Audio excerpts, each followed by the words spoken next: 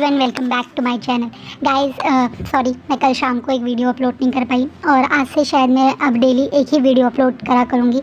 कोशिश करी थी 2-3 दिन, पर सचमुच बहुत हैट्रिक हो जाता है जॉब के साथ और सब कुछ। और अब तो सैटरडे संडे ऐसा लगता है जैसे बहुत सारे काम पेंडिंग है, तो अब डेली एक ही वीडियो अपलोड होगी। And now back to the story. Last part में हमने देखा था कि विंग को वेंचाओ और शूशे ने मतलब उसको ड्रग दे दिया था, जिसके कारण वो अपने फर्स्ट हिट में आ गया था। और अब वांगजी भी फ्लर्ट में था।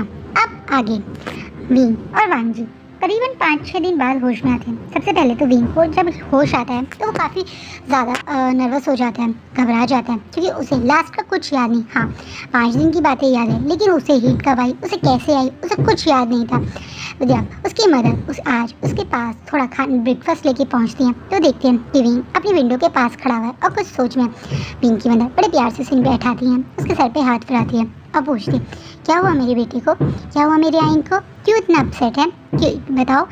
विंग अपनी बड़ी बड़ी आंखों से अपनी मदर की तरफ देखता है और बोलता है, मदर मुझे कुछ भी याद नहीं है, बस मुझे इन 5 दिन का पेन याद है। क्या सचमुच ओमेगा होना इतना पेनफुल होता है?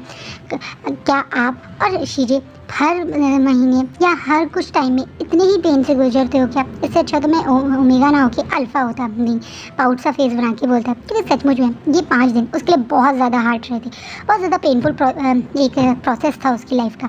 इस बात पे मतलब विंग की मदर उसके बड़े प्यार से उसके सर पे हाथ फिराती बोली, नहीं आइन, हर बार ऐसा नहीं होता है, और जब से तुम्हारे फादर मेरी लाइफ में है, मेरे लिए कभी भी पेनफुल एक्सपीरियंस नहीं रहा। जब तुम्हारी लाइफ में तुम्हारा अल्फ़ा आ जाएगा तो तब तुम मेरी बात को समझोगे। इस बात पे और थोड़ा सा गुस्से वाला फेस बन, क्या ज़रूरी है एक ओमेगा की लाइफ में एक अल्फ़ा का होना? मैं सोचता था कि मैं बिना अल्फ़ा के भी अपनी लाइफ स्पेंड कर सकता हूँ, अपनी लाइफ अच्छे से एंजॉय कर सकता हूँ, बट आप जिस तरह बोल लो, क्या मुझे बिना अल्फ़ा के ये पेनफुल लाइफ जीनी पड़ेगी? इस बात पे मैं मतलब विंग की मदर चांसेस हैं बहुत ज़ोर से हंसते हुए बोलती है, ऐसा नहीं है कि तुम्हारी लाइफ पेनफुल है या पेनफुल होगी। 5 दिन के पेन से तुमने पूरी लाइफ को पेनफुल कहने लग गए, ऐसा नहीं होता आइन। और मैं ये नहीं कह रही कि ज़रूरी है कि अल्फ़ा के बिना अल्फ़ा के साथ ही रहना। बहुत सारे ओमेगाज हैं जो लाइफ टाइम तक बिना अल्फ़ा के भी रहते हैं, और उसके लिए हिट मेडिसिन होती हैं। तुम नेक्स्ट टाइम हिट मेडिसिन लोगे तो तुम्हें पता भी नहीं चलेगा, बहुत पेनलेस एक्सपीरियंस रहेगा।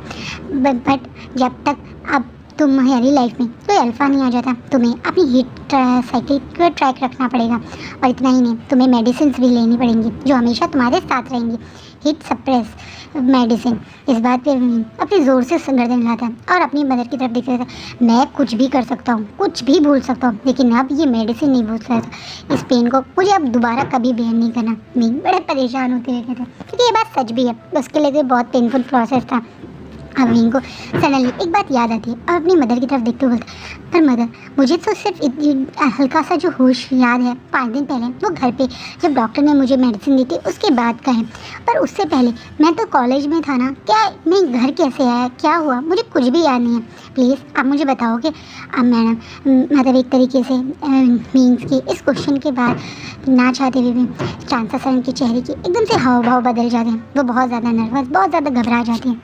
उन्हें लगता है वो विंग को कैसे बताए कि उसकी फर्स्ट हिट उस नेचुरल नहीं आई, बल्कि किसी ने उसे ड्रग्स किया दिया था।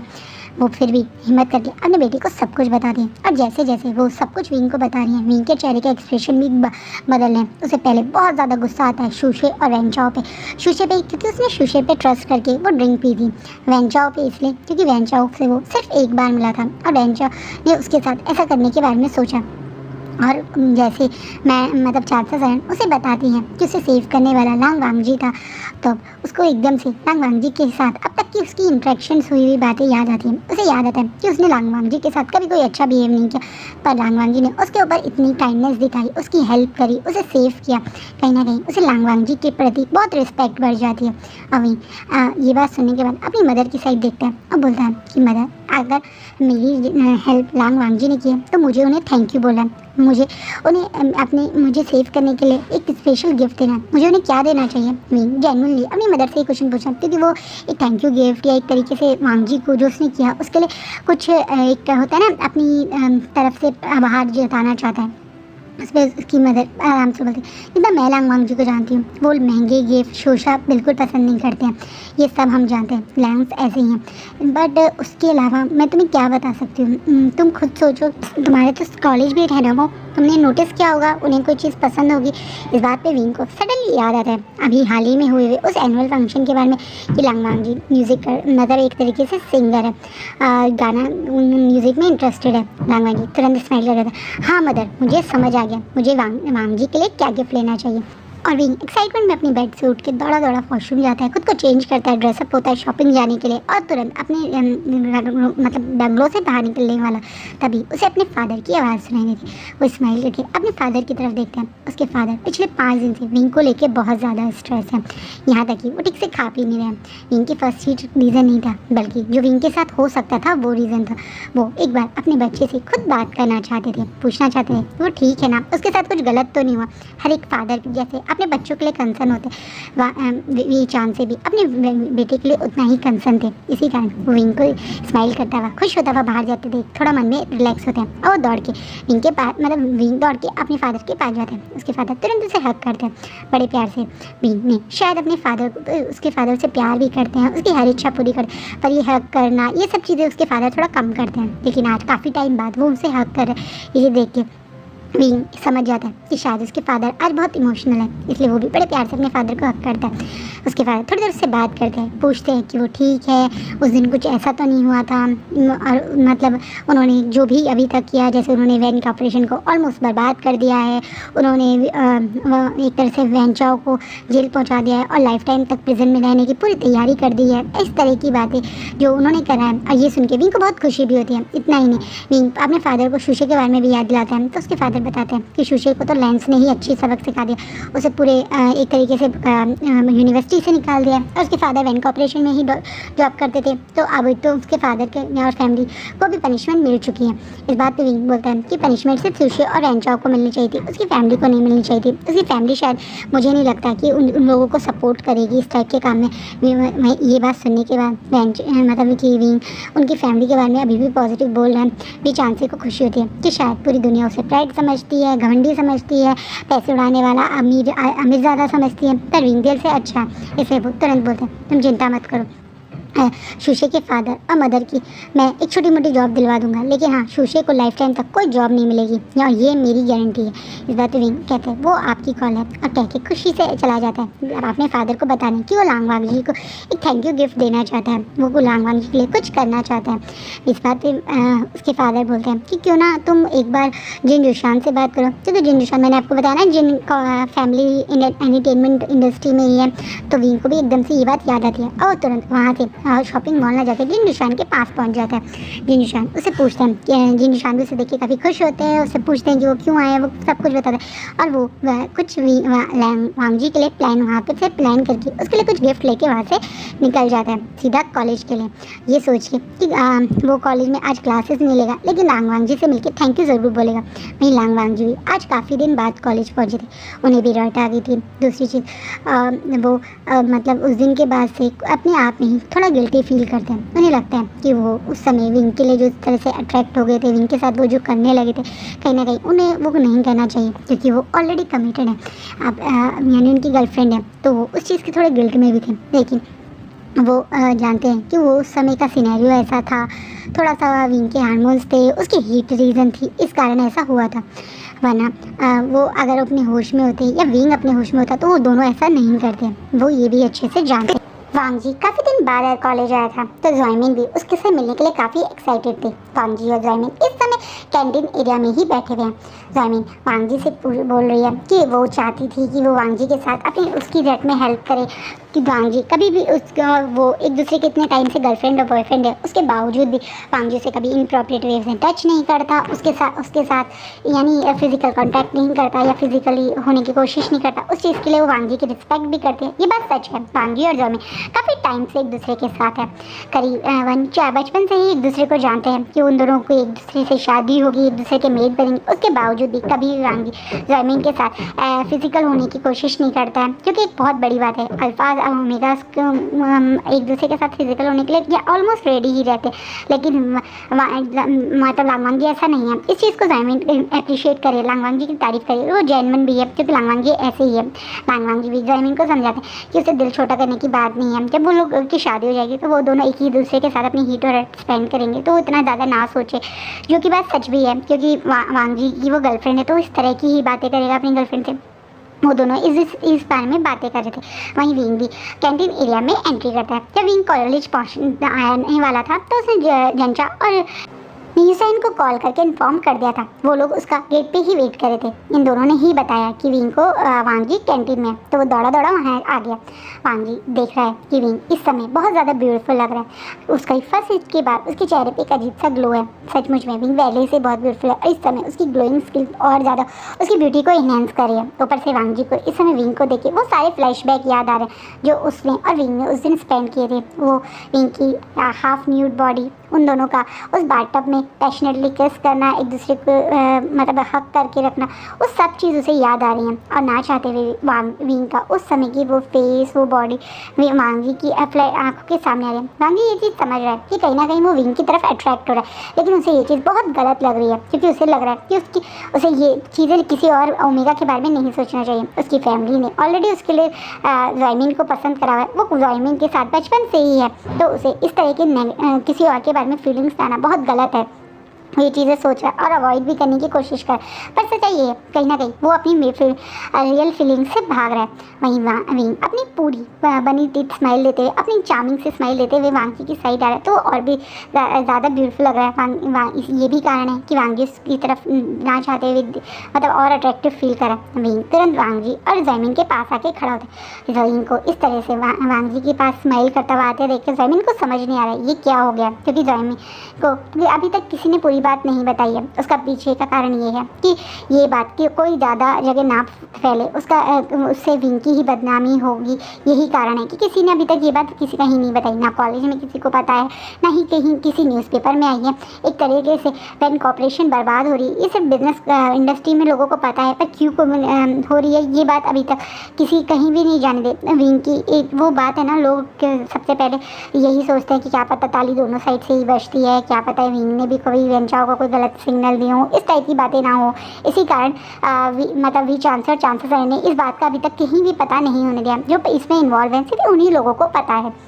जैमिन को नहीं पता कि क्यों आज विंग को इतनी खुश होकर वांगी से मिलना है, इसलिए वो थोड़ा शॉकिंगली विंग की तरफ देख रही है। विंग तुरंत वांगी की तरफ देखता है तो बोलता है, हाय वांगी, कैसे हो आप? मैं आज आपसे स्पेशली मिलने आया हूँ कॉलेज। वांगी एकदम से विंग उससे इस तरह से हंस के बात कर रहा है, खुश होकर बात कर रहा है, उसके लिए काफ़ी शौक है। वैसे तो उस वांगी को विंग के से बात करना कुछ ज़्यादा मतलब एक तरह से अब तक वो कभी एक दूसरे से ज़्यादा बात भी नहीं करते थे, तो अभी वो ज़्यादा रिएक्शन नहीं दे रहा है। लेकिन मिंगू के लिए तो काफ़ी शौक था, वो बार अब घूर के वांगी और विंग की तरफ देख रही है।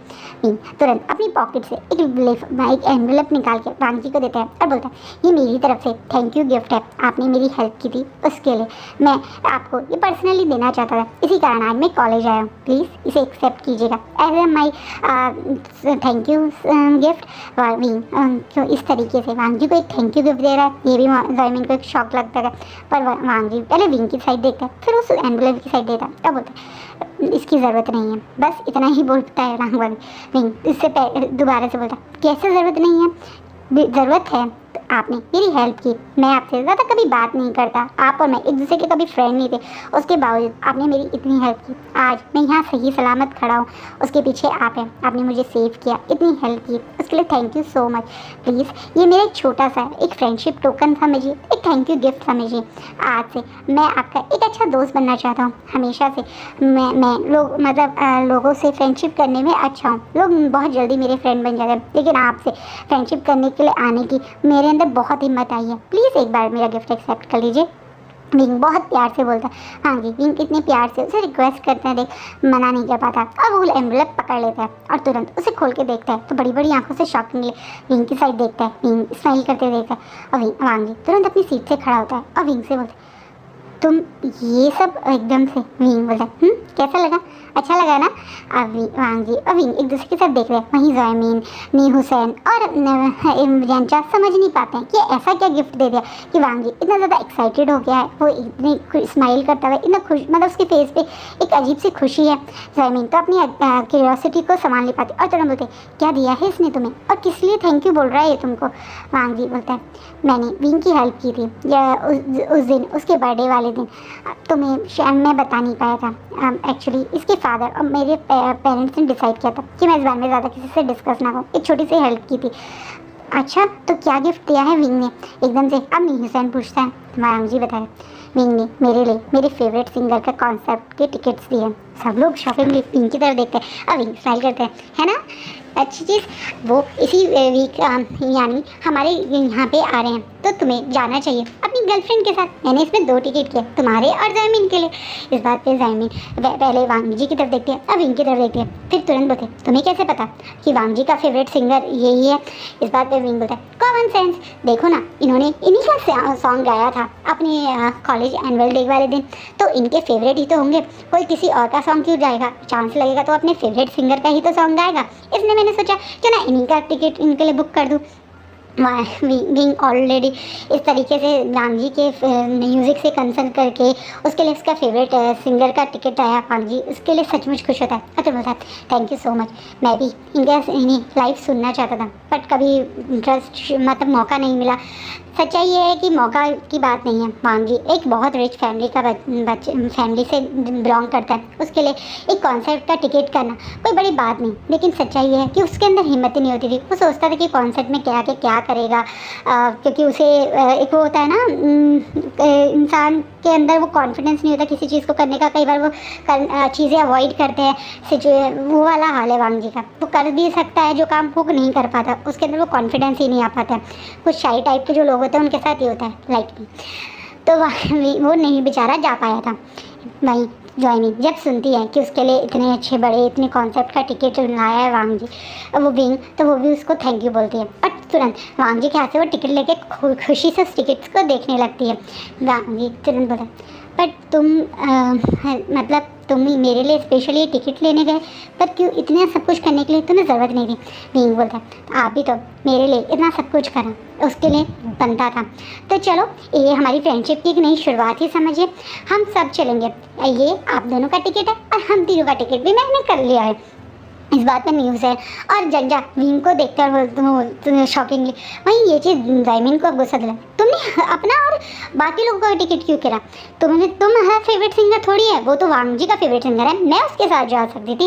विंग बोलता है पर हाँ मैं तो इस फ्रेंडशिप के कारण सुनना चाहता था, देखना चाहता था, थोड़ा टाइम स्पेंड करना चाहता था वांग जी के साथ।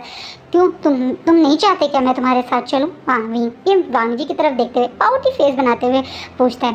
सच्चाई तो ये है जो चीज़ अभी विंग ने दी है वांग जी को, वो उसे इनरली बहुत ज़्यादा खुशी दे रही है। और इस समय पता नहीं क्यों वांग जी की मतलब विंग का ये पूछना वांग जी को बहुत ज़्यादा खुशी दे रहा है। वो तुरंत बिना कुछ सोचे समझे होता है ऐसा नहीं है, तुम आ सकते हो। ज़ायमीन को ये चीज़ बहुत गुस्सा दिलाती कि क्यों ये दोनों एक दूसरे के साथ इतना इन्वॉल्व हो रहे हैं, एक साथ ये कॉन्सर्ट में जाने की बातें करें, लेकिन वो अवॉइड करती है क्योंकि उसे भी जाना था। काफ़ी बड़ा कॉन्सर्ट है, काफ़ी रिच, एक तरीके से VVIP लोगों के लिए ही ये कॉन्सर्ट किया जा रहा है। कॉमन लोगों को तो इसके टिकट्स भी नहीं मिल रहे हैं, तो वो काफ़ी खुश हो जाती है। ये लोगों की थोड़ी बहुत बातें भी होती है। एक साथ ये थोड़ी देर बैठते हैं, वांग जी कुछ नहीं बोलता, हमेशा की तरह शांति बैठा है, लेकिन विंग नॉन स्टॉप बोलता है। वो बताता है कि उसने क्या क्या प्लान कर लिया इतनी देर में, वो कितनी इस कॉन्सेप्ट में के लिए अपने मतलब जीजू बोल में एक तरीके से ब्रदर इन लॉ यानी कि हस्बैंड के पास गया था, उनसे ही टिकट लिए, सब कुछ बताता है। वांग जी चुपचाप से सुन रहा है। वहीं ज़ायमीन देख रही है कि विंग कितना हाई फाई इंसान है।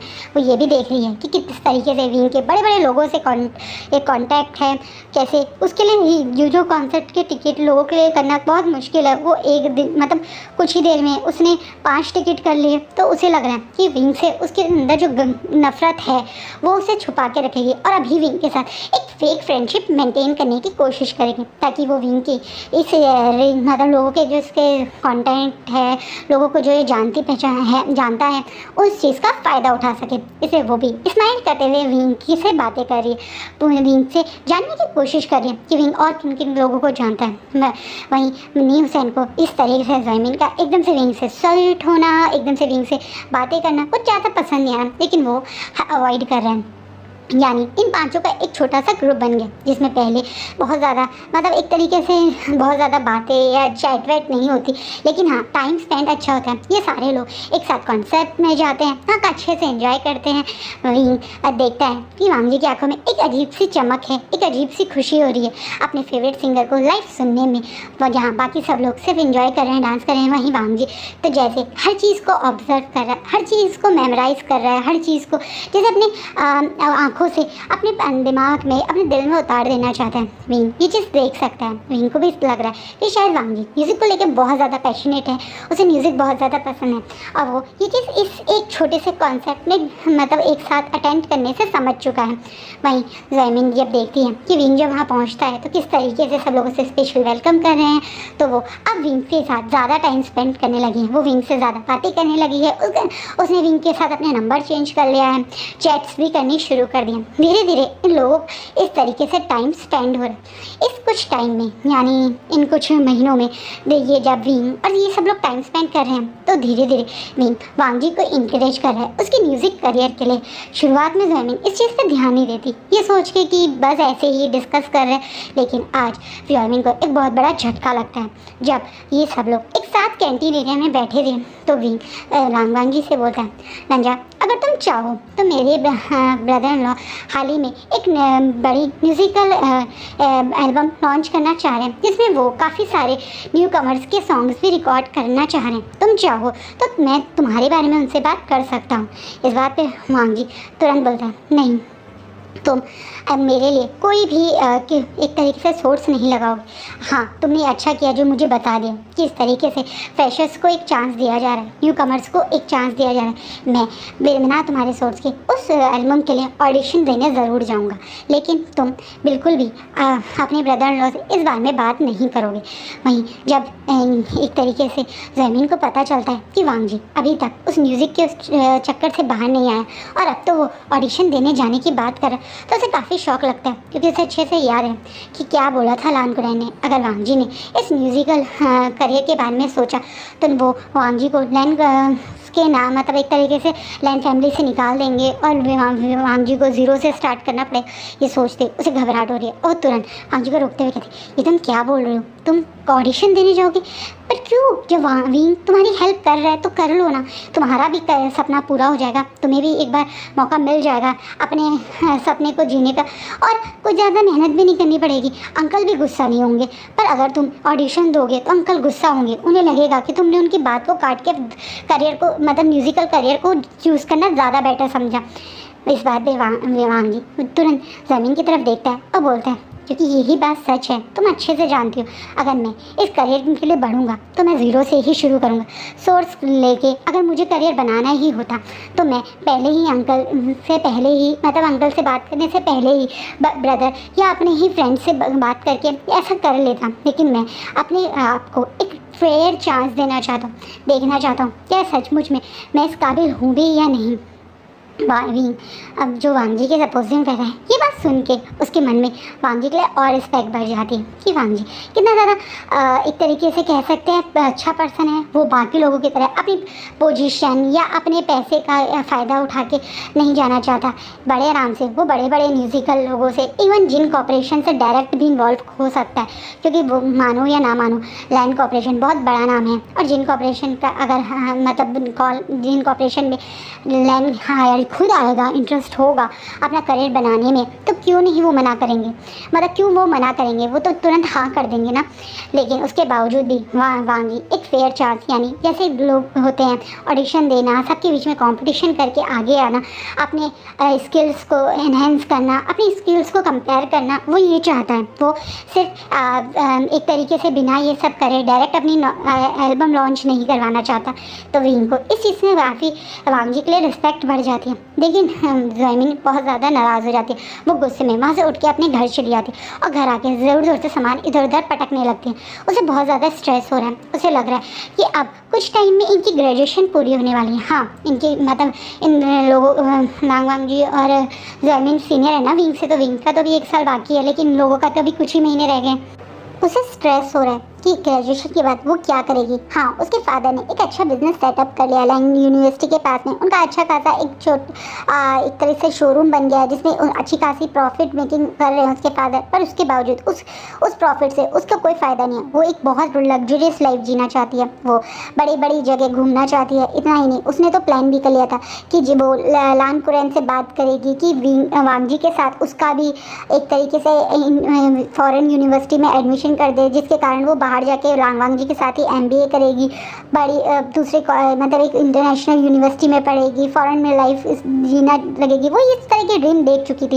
और अब वांग जी का इस समय बिल्कुल ये उनकी ग्रेजुएशन पूरी करने से पहले इस तरीके से ऑडिशन में पार्टिसिपेट करने वाली बात से ना चाहते हुए भी ज़ैमिन बहुत ज़्यादा स्ट्रेस हो गई है। और वो इस समय तुरंत कॉल मिलाती है अपनी एक नई फ्रेंड बनी अपनी नई फ्रेंड से। जी हाँ, इस समय विंग के कॉन्टैक्ट के थ्रू ही उसकी एक नई फ्रेंड बनी है जिसका नाम है क्विंशु, जिन फैमिली से ही कहीं से रिलेटेड थी। और उस समय कॉन्सर्ट मतलब जिस दिन ये म्यूज़िकल कॉन्सर्ट में गए थे उसी कॉन्सर्ट में मिली थी। तो वहाँ क्विंशु से उसकी अच्छी खासी एक तरह से फ्रेंडशिप हो गई है। क्विंशु एक अल्फ़ा है और उसे ज़ैमिन अच्छी लगी थी। उसे ज़ैमिन बहुत ज़्यादा अट्रैक्टिव लगी थी और वो सोच रही है कि क्यों ना वो क्विंशु का फ़ायदा उठाए, क्योंकि क्विंशु आजकल उसे काफ़ी मैसेज करती है, काफ़ी उसके साथ कनेक्ट करने की कोशिश करती है, उसके साथ शॉपिंग जाने की, डेट पे जाने की बात करती है। 1-2 बार वो दोनों उसके शॉपिंग भी गई है, तो उसने उसकी पसंद की अच्छी खासी शॉपिंग करवाई है। वो सोच रही है क्यों ना वो क्विंशु से इस चीज़ का फ़ायदा उठाए। तो तुरंत क्विंशु को कॉल करती है और क्विंशु से बात करती है। क्विंशु भी बाहर एक फॉरेन यूनिवर्सिटी यानी चाइना से बाहर कहीं जा रही थी पढ़ने के लिए, और उसने ही ज़ैमिन को बोला था कि वो चाहे तो वो मतलब क्विंशु के साथ जा सकती है। इनडायरेक्टली क्विंशु ने उसे प्रपोज़ किया था कि क्या वो उसके साथ डेट कर सकती है, लेकिन उस समय ज़ैमिन ने उसे मना कर दिया था, ये सोच के कि उसके पास तो लांग वांग जी है और लांग वांग जी बहुत ज़्यादा हैंडसम है, रिच है। और लांग वांग जी के सामने उसे क्विंशु थोड़ी कहने के लिए क्विंशु भी बहुत ज़्यादा रिच है, लेकिन उसे लांग वांग जी की ब्यूटी में लांग वांग जी ज़्यादा वो लगा था, तो उन्हें क्विंशु को मना कर दिया था।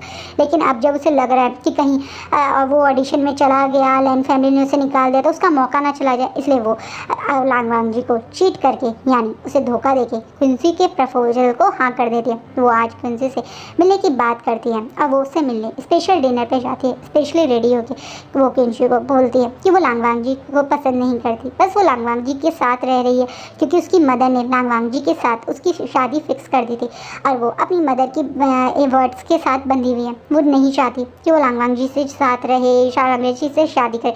क्विंशु भी उसकी बातों में आ जाती है और उसे बोलती है कि वो चिंता मत करे, वो अपने और उसके रिलेशनशिप को अभी हाइड करने की कोशिश करेगी जब तक वो नहीं चाहती किसी को पता चले।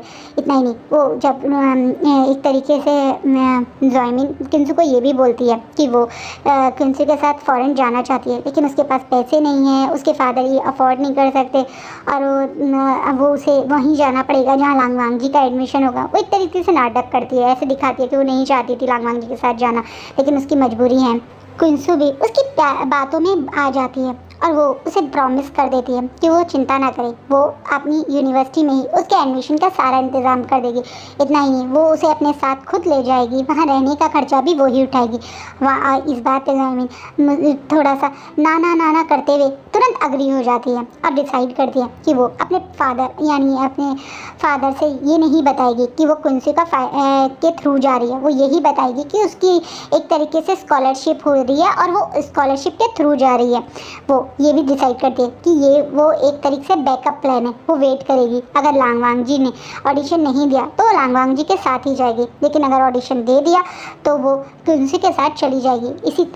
वो पूरी तरह से अपने लिए 2 बैकअप प्लान बना चुके हैं। उसे ये चीज़ गलत भी नहीं लगी क्योंकि उसे लग रहा है कि वो अपने करियर के अपने फ्यूचर के बारे में सोच रही है, जो कि सही भी है।